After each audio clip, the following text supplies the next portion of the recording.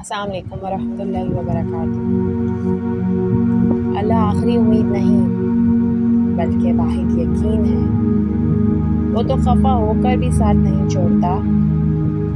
کبھی کبھی تمام دروازے بند ہو جاتے ہیں کیونکہ اللہ تمہیں بھی دعاؤں کے ذریعے ایک موقع دیتا ہے تاکہ تم مانگو، اور وہ تمہاری دعاؤں کی وجہ سے تمہاری تقدیر بدل دے۔ یاد رکھنا، فاصلہ تمہارا اللہ سے ہے، اللہ کا تم سے نہیں، کیونکہ وہ تو تمہارے دلوں میں رہتا ہے۔ اٹھاؤ ہاتھ، پھیلاؤ جھولی اور مانگ لو جو مانگ سکتے ہو۔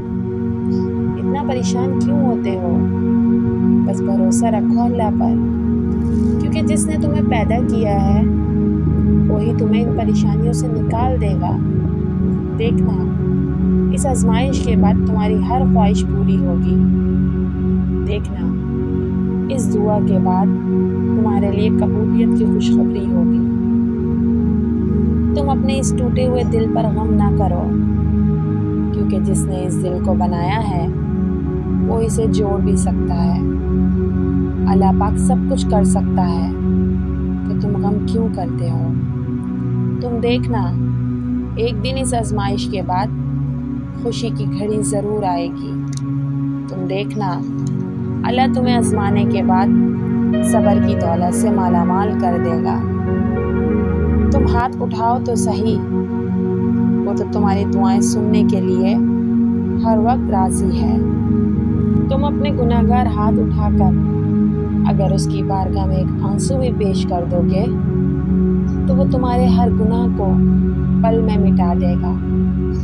وہ تو تمہاری توبہ کا شدت سے انتظار کرتا ہے۔ تم ایک دفعہ اس کو دل سے پکارو تو صحیح، وہ تمہاری فریاد کو سنے گا، ضرور سنے گا، اور تمہاری ہر تکلیف کو خوشی میں بدل دے گا۔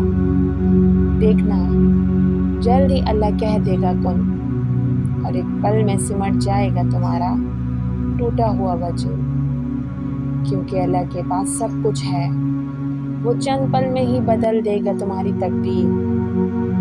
جب امید یقین میں بدل جائے تب ہوتے ہیں موت سے۔ تم بس قبولیت کا یقین رکھو، کیا ہوگا کیا نہیں یہ سوچنا تمہارا کام نہیں۔ تم دیکھنا، ایک دن اللہ تمہاری ہر کھوئی ہوئی چیز تمہیں واپس دے دے گا، بس تھوڑا صبر۔